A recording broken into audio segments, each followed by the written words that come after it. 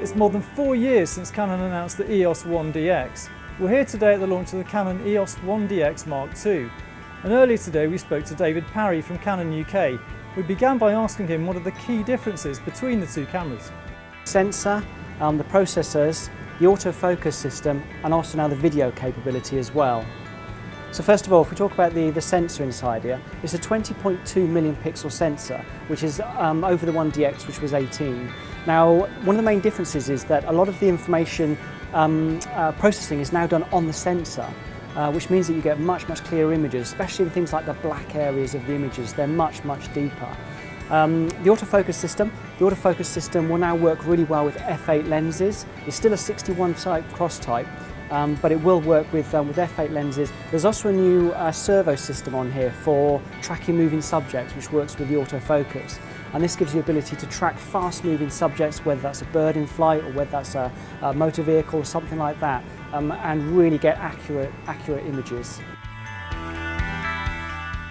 Well, this camera is aimed at anyone who wants to capture really fast action, so your sports photographers, your wildlife photographers. This camera has a lot of capability and it has really good weatherproofing, so it's great for outdoors work. It has a huge battery inside it, and also you can customize this camera right the way down to the nth degree, so you can get that image much better than say for instance the person standing next to you.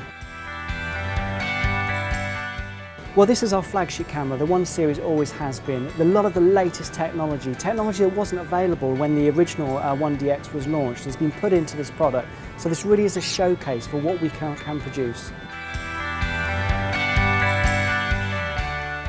So with the really big global sporting events that we've got happening this year, and also the large football events that we have, it's very important for us to have a camera like this that has the ability to capture images at the best image quality possible using the latest technology. So we're very excited to have this ready for these events.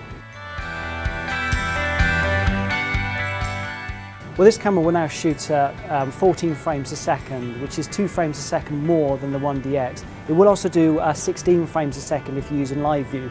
But to give you an idea what 14 frames a second sounds like,